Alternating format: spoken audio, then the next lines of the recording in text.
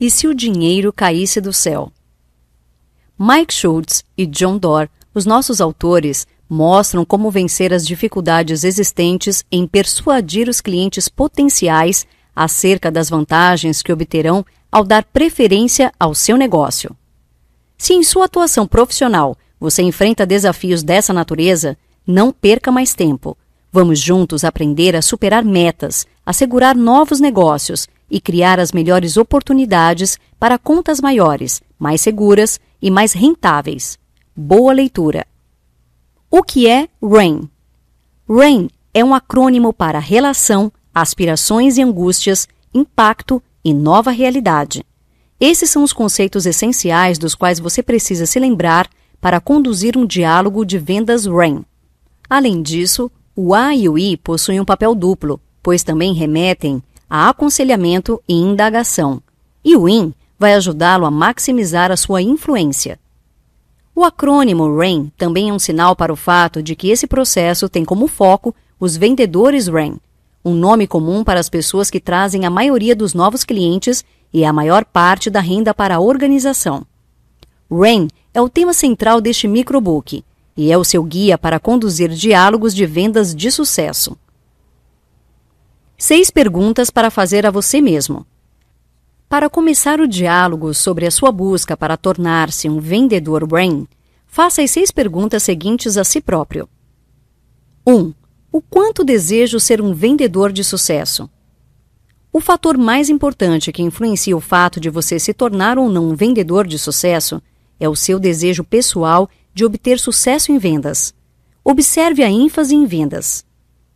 Você deve estar pensando que para vendedores em tempo integral isso é evidente. Não é. Alguns vendedores não veem a hora de vender. Outros estão apenas aguardando o momento propício até que alguma coisa melhor apareça. O mesmo acontece com prestadores de serviços profissionais. Muitos profissionais possuem um enorme desejo de sucesso em geral, mas não em vendas, ou como é mais comumente referido, em desenvolvimento de negócios. Alguns prestadores de serviços acham que não foram feitos para vender. Uns não se sentem à vontade aprendendo a vender. Outros não são motivados por dinheiro. E, de qualquer modo, suas empresas não os recompensam caso realizem alguma venda.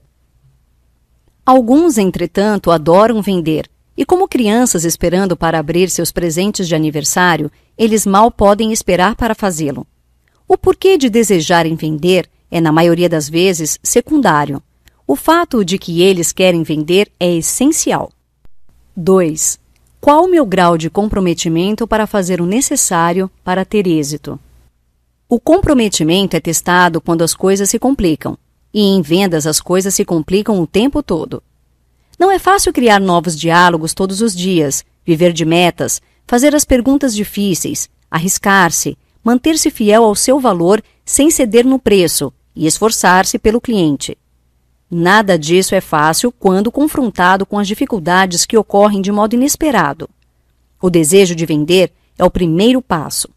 Comprometer-se à ação e a agir, esse é o pulo do gato. 3. Com que intensidade buscarei o sucesso? Você ouvirá muitos conselhos sobre como trabalhar melhor. Você sempre pode trabalhar melhor, mas trabalhar mais também faz uma grande diferença.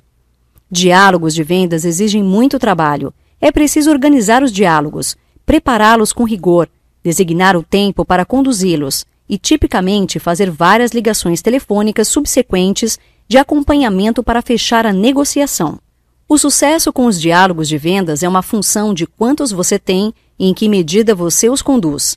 Vendedores RAIN criam novos diálogos todos os dias, conduzem diálogos magistrais e sempre aprimoram suas qualidades no que diz respeito aos canais de comunicação. Viver conforme esses princípios requer tempo e energia. 4. Como é a minha atitude? As vendas são um jogo de oportunidade. Se pensar que a oportunidade não pode, não deve ou não acontecerá para você, ela simplesmente não acontecerá. No entanto, se pensar que ela pode, deve e acontecerá, quando a oportunidade bater à sua porta, você estará pronto para dar-lhe as boas-vindas. Aqueles que são alvejados por uma ideia interessante e que permitem que ela seja interiorizada e domine seus pensamentos, constatam que novos horizontes se abrem para eles. Contanto que o entusiasmo permaneça, as novas oportunidades também permanecerão. 5. Assumo as responsabilidades pelos meus resultados ou invento desculpas. Algumas pessoas são bem-sucedidas apesar das adversidades. Elas derrotam a economia ruim, estabelecem diálogos com responsáveis por tomadas de decisões difíceis de serem encontradas e vendem algo complexo e incompreensível a alguém que não tinha a menor ideia de que desejava comprar aquele objeto até que o vendedor apareceu. Todos nós dispomos da mesma quantidade de tempo todos os dias, do mesmo número de dias toda semana e do mesmo poder de tomar decisões no que se refere ao que escolhemos fazer ou não fazer. Não há ninguém o impedindo de fazê-lo, a não ser você mesmo. 6. Estou disposto a enfrentar meus demônios de vendas? Se você foi honesto consigo mesmo, após fazer as primeiras 5 perguntas, provavelmente está pensando: sei onde posso melhorar. Você pode parar aqui ou pode continuar procurando o resto da realidade dura e brutal. Muitos vão parar por aqui. Contudo, os vendedores RAIN analisam mais uma área: suas fraquezas ocultas. As fraquezas ocultas não são tão óbvias quanto o desejo, o comprometimento, a atitude e todo o resto. Elas incluem a incapacidade de apoiar o ciclo de compras, o incômodo em relação ao dinheiro, a necessidade de aprovação e a tendência a se tornar emocionalmente envolvido. Agindo ao máximo. Evitar o que sabemos que deveríamos estar fazendo. Fazer algo que não deveríamos estar fazendo. Justificar nossas ações.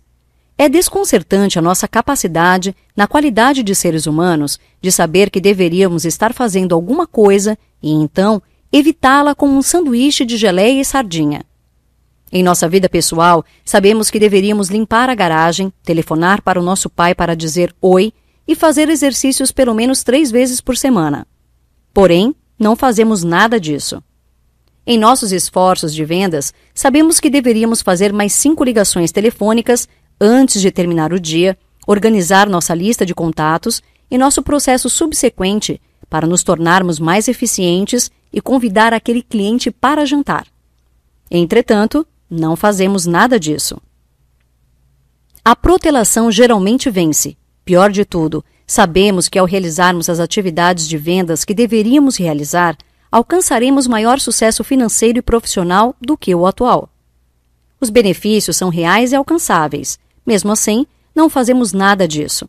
Há milhões de desculpas que damos a nós mesmos para justificar por que não podemos fazer o que deveríamos fazer. Alguma coisa se apresenta como obstáculo daquilo que deveríamos ou desejamos fazer. O diálogo interior não vai bem. Felizmente, todos temos controle sobre nossos destinos de vendas. Isso pode às vezes não parecer verdade, pois a estrada que leva ao sucesso está sempre em obras, mas é a pura realidade. Todas as razões protelatórias que você dá a si mesmo é apenas um buraco na estrada para o sucesso, caso opte por encarar dessa maneira. Você pode ficar preso nos buracos ou pode passar em volta, sobre ou através deles no seu caminho até a conquista, a liberdade financeira, o reconhecimento ou qualquer que seja a sua motivação. Enfoque o impacto, não a mecânica, para libertar-se da armadilha da mercadoria. Ao elaborar mensagens sobre o que faz, pense em termos das necessidades do cliente, as quais você supre, e não sobre os produtos e serviços que oferece. Quando você conhece uma pessoa, seu parceiro de diálogo provavelmente não conhece os detalhes das suas ofertas, e ainda não é hora de compartilhá-los. Entretanto, você pode rapidamente apresentar as aspirações que podem se transformar em realidade para uma empresa, os problemas angustiantes que você ajuda a resolver e o impacto causado em decorrência dessas ações. Quando você diz às pessoas o que faz descrevendo as tarefas que desempenha, isso o levará por um caminho menos frutífero do que quando você fala dos resultados que é capaz de oferecer. Considere o seguinte: um homem está andando perto de uma obra. Aproxima-se de alguém que está colocando tijolos e pergunta: "O que você está fazendo?" O pedreiro responde: "Estou colocando tijolos." O homem continua andando pela rua, encontra outro pedreiro fazendo a mesma coisa e pergunta: "O que você está fazendo?" E o pedreiro responde: "Estou construindo um muro." O homem continua caminhando pela obra. Depara-se com um terceiro pedreiro colocando tijolos e pergunta: "O que você está fazendo?" E o pedreiro responde: "Estou construindo uma catedral." Colocar tijolos é uma mercadoria. Se você é visto como um vendedor de mercadorias, você não se sobressairá e estará constantemente enfrentando a pressão dos preços. Seja lá qual for a sua catedral, ela projeta imagens na mente do comprador e o inicia nos caminhos de criação de uma nova realidade. Dependendo do tipo de catedral que você esteja vendendo, ao começar pelo resultado, você provavelmente provocará emoções nos clientes potenciais. Eles pensarão sobre a última vez em que tentaram fazer o que você faz. Eles poderão pensar, por exemplo, em como tudo terminou mal, como ficaram chateados quando fracassaram, como desejariam tê-lo feito direito e como se sentiriam se tivessem se saído bem. O primeiro passo para escapar da armadilha da mercadoria é parar de pensar sobre si como uma mercadoria. Se você pensar sobre si como uma mercadoria, esta será a imagem que passará. Pare de falar sobre a mecânica de suas ofertas e comece a falar sobre o impacto e a nova realidade. Estabelecendo uma relação verdadeira. Quando você pretende estabelecer uma relação, tenha em mente que o que você deseja fazer é realizar uma ligação emocional sincera. Ao trabalhar nisso, considere o seguinte: seja genuíno. Não tente ser alguém que você não é. Não crie uma nova persona. E não adote o tom de vendedor. Relaxe, sorria e adote uma atitude positiva. Boas coisas se seguirão. Como Oscar Wilde afirmou, seja você mesmo. Todas as outras pessoas já foram escolhidas. Seja caloroso e amigável. Pessoas frias recebem reações frias de outras pessoas. Enfoque a construção de uma boa relação com o intuito de ser caloroso e amigável. Sorria, dê um aperto de mão firme, faça contato visual e envolva-se. Mostre interesse.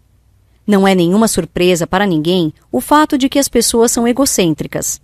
Essa é uma informação bastante útil para nós em situações complexas de vendas, pois precisamos saber sobre nossos clientes antes de oferecermos as melhores soluções. Não pareça tão carente.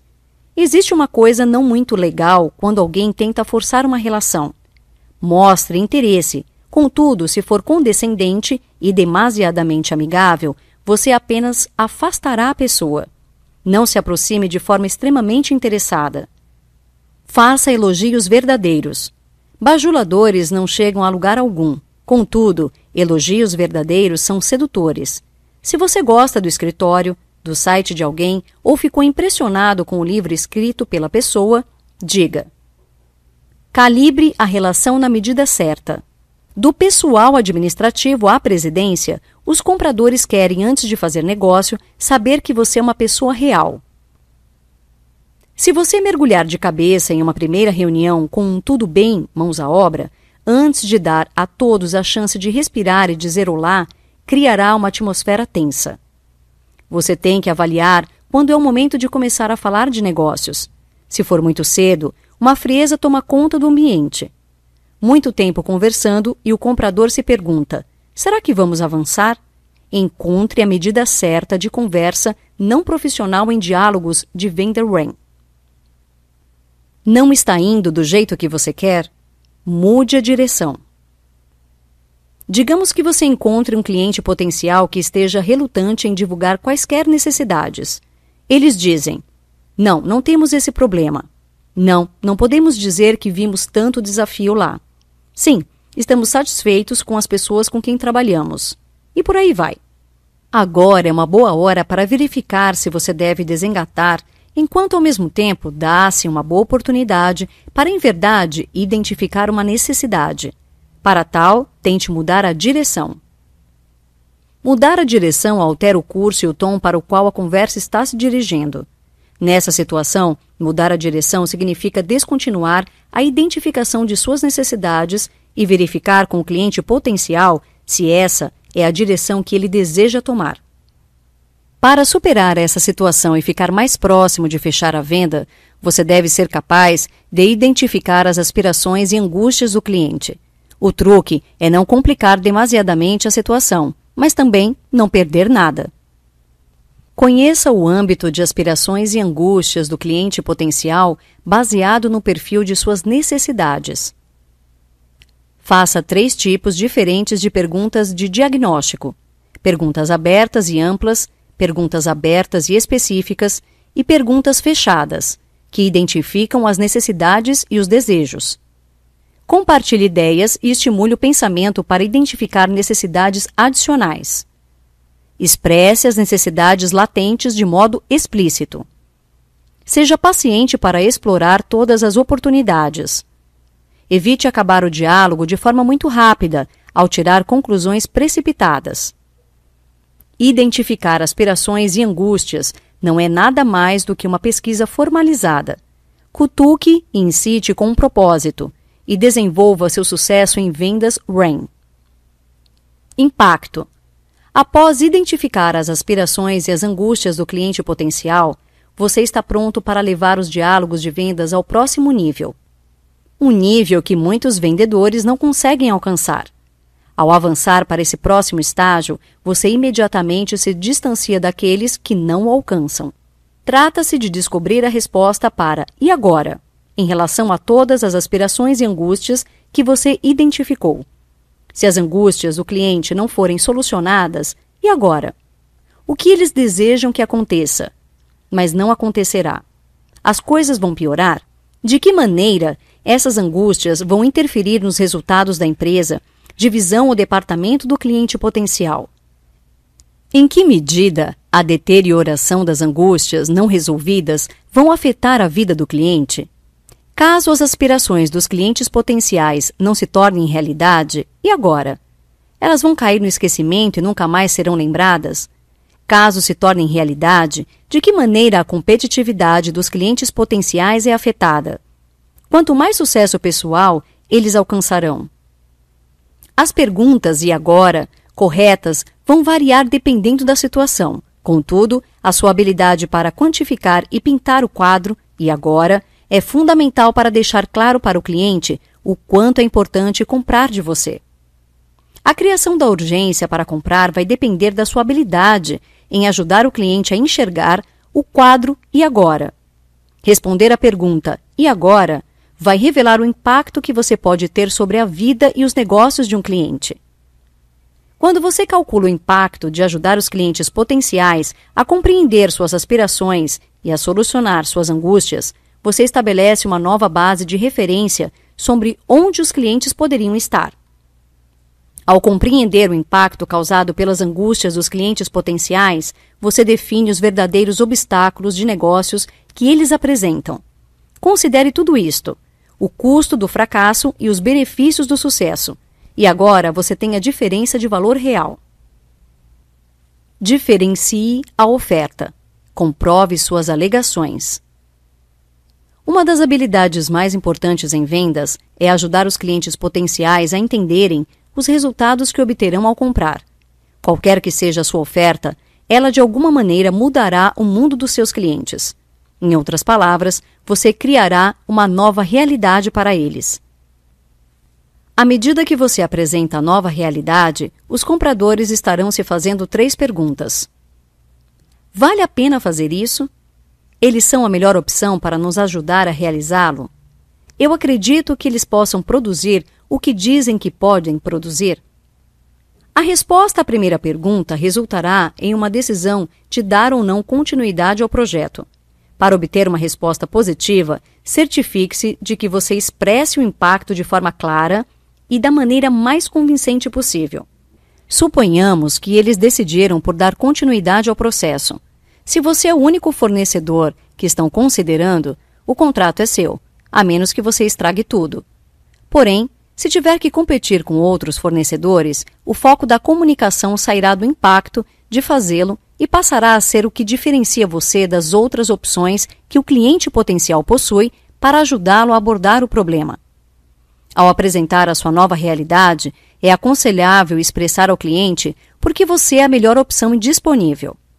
Ao mesmo tempo, é necessário convencê-lo de que você fará o que está dizendo que fará e que trabalhar com você será uma boa experiência.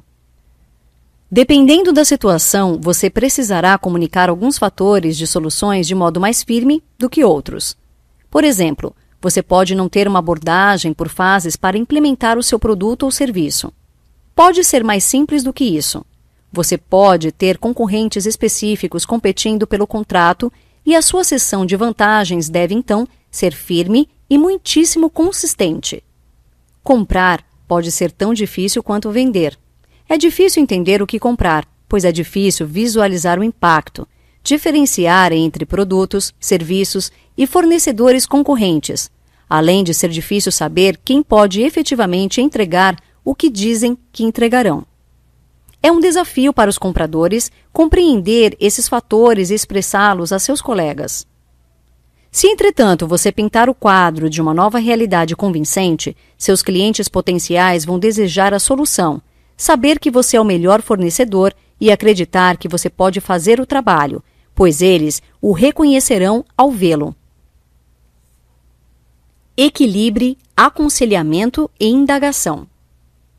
O diálogo ideal deve ser uma questão de igualdade entre dar e receber, mas muito frequentemente é só uma questão de receber. Quando os vendedores falam muito, ganham muito poucos clientes. Então, por que será que ficam de conversa fiada quando deveriam fazer perguntas e ouvir? O orador eloquente ou tagarela fica horas a fio focado em sua atividade predileta. Não dar a ninguém mais uma chance de fazer outra coisa que não seja esperar pela sua vez que nunca chega. Embora alguns vendedores falem demais, outros falam muito pouco. Os extensos ensinamentos de pessoas que se inscrevem na escola de vendas consultiva nos dizem que bons vendedores fazem ótimas perguntas e gastam muito mais tempo ouvindo do que falando. Infelizmente, muitos dos vendedores seguem esse conselho de forma muito rígida, fazendo uma pergunta atrás da outra, sem oferecer conselhos ou definir o plano. Eles podem levar isso tão a sério que fazem com que a pessoa no outro lado se sinta acuada, como se estivesse em um interrogatório criminal. Ao invés de falar muito, fazem muitas perguntas. Empresários ocupados não têm tempo para ficar respondendo uma pergunta após a outra, com a esperança de que, após terem gasto 2 horas com alguém, o vendedor acabe voltando com algo que vale a pena. Isso é especialmente verdadeiro se você estiver vendendo um serviço que depende de demanda e precisa inspirar os clientes para que o coloquem em suas agendas. O segredo para falar na quantidade certa é equilibrar aconselhamento, isto é, dar conselhos, definir o plano, falar, etc.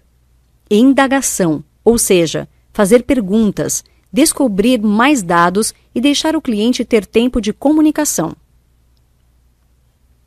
3 princípios de influência em vendas. Aceite o seu papel de influenciador se não quiser ser compatível com os resultados de seus clientes. Conduza seus compradores por um caminho de sua escolha e ajude-os a tomar uma decisão a seu favor. Assuma o controle do processo de vendas. Confira a seguir como utilizar os princípios de influência para vender mais. 1. Atenção. Seja memorável quando prospectar e em seus diálogos de venda, destaque a diferenciação e faça uso de atividades de marketing apelativas, tais como fazer discursos, enviar e-mail por mala direta, conduzir seminários, escrever livros e artigos e alavancar o marketing online com blogs e marketing de busca. 2. Curiosidade. Enfoque na prospecção e no valor de falar com você, não apenas em sua oferta final, e seduza os clientes com novas possibilidades. 3. Desejo. Compartilhe exemplos de possibilidades na forma de estudos de caso, testemunhos, informes técnicos, pesquisas, apresentações e demonstrações. Assim, você alimentará o desejo ajudando os clientes potenciais a ver a possibilidade de estar em um lugar melhor. Lembre-se de que é preciso influenciar as pessoas certas. Se um cliente potencial não possui o poder de tomar ou influenciar a decisão de comprar de você, não há razão para que você o influencie. Entretanto, Nunca pense que você não tem o poder de influenciar. Você tem. Estude a influência. Pense em como aplicá-la. Faça isso e você se tornará a luz e a força em vendas. Notas finais. Você é a única pessoa capaz de determinar o seu sucesso. Da mesma forma que precisa de compradores para assumir suas tomadas de decisões e planos, cabe a você assumir suas ações e fazer o possível para que seus diálogos de venda deem frutos. Não há desculpas, portanto, visualize seu próprio sucesso, acredite em si mesmo e jamais desista de seus objetivos, aperfeiçoando-se continuamente.